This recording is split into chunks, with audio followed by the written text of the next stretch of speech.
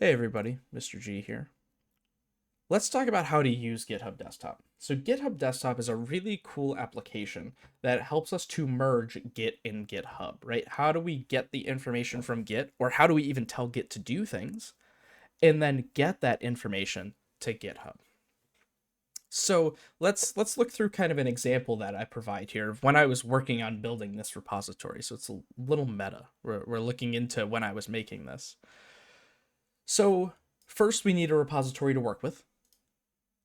The easiest thing we could do is use this specific repository we're actually looking at right now. The critical thing we need in order to use a repository for GitHub Desktop is the GitHub link from our web browser. So if I were to go into my web browser, this is a different set of notes. If I were to go over here, and then I were to go into this guy right here. So this is this particular set of notes that we're looking at. The notes document is right there. So I need this link in my browser here, github.com/jagazaka/java-1-0-git-github, right? That's the link that I'm referring to. So you notice I copied it in here with the HTTPS. And now that we have this link, we can actually go and use GitHub Desktop. So if I go over here, I'm in GitHub Desktop. We can use the File tab at the top left, and we could do clone a repository.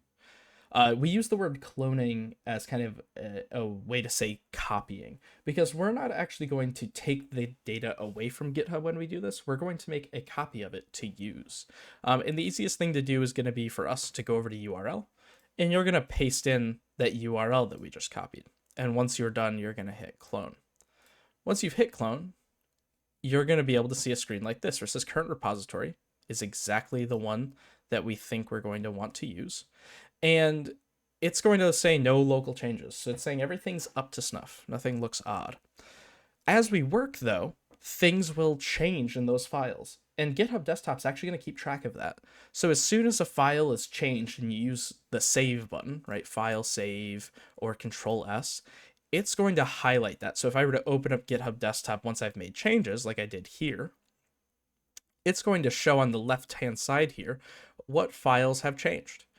It'll use a plus sign to denote new files, a little yellow dot to indicate files that have been modified but aren't new or deleted, and then it'll use a red dash to indicate files that have been deleted. And it keeps track of all of this. It's saying these are things that are different from the last time we took a snapshot. When I clicked on the file like notes.md here on the right side, we see what we call a diff, D-I-F-F, a difference. So it's trying to highlight what has changed in this file since the last snapshot. So minuses in red indicate things that have been removed. Pluses in green indicate things that have been added since then. And this over here on the left side, it's really important to note these checkboxes, the two changed files, the one here and the one here, those checkboxes are equivalent to our add, right? So when we were talking about how Git works, we said we have git add to go from the working directory to the staging area. When the checkbox is checked, we say that it is staged. It is in the staging area and is ready to be taken as a snapshot, but it hasn't actually been saved yet. And that's what this grayed out button at the bottom left, the commit to main button, will do for us. The reason it's grayed out though is because we have to enter a summary. So whenever we save a snapshot, we want to give it some brief information so that anyone who looks at the name of the snapshot can tell why it was saved, right? What happened in this snapshot that we wanted to make a copy of it, that we wanted to create a version, right? It wasn't just random changes, that it's purposeful when we do these things, and we always want them to be intuitive. So in this case, I added a new picture and I updated the notes. So my summary might be updated notes with new picture, right? So that it's indicative of what went into it. Once we've written that in under summary, we can click commit to main, and now our GitHub desktop looks like this. So notice it no longer thinks files are changed. We have successfully in this diagram here, we've moved from red and yellow into the green area. Things are saved. They have been committed. But GitHub Desktop is made by GitHub, these people who store things remotely for us. So if there's one thing they're really good at, it's encouraging us to store them remotely and not just keep it local. So you notice here, there's this new blue box in the center of the screen, push commits to the origin remote. You have one local commit waiting to be pushed to GitHub. And there's a little blue button, push origin. So when you have added and committed, so added being the checkboxes, committed being entering a summary and clicking commit to main, we can now push by clicking the push origin button. And this will automatically upload our code to GitHub. So now we do that and everything looks exactly the same as when we started. So when I first downloaded this repository, it looked like this. No local changes, no changed files, everything looks fine. Down here, we're back to that same point. No local changes, no changed files. Everything has been saved correctly. It has been versioned and it has been sent up to GitHub so that it's accessible outside of just this computer. So we want GitHub Desktop to look like this, especially when we're done working. This means that we've saved all of our work, we didn't miss anything, and we're ready to go.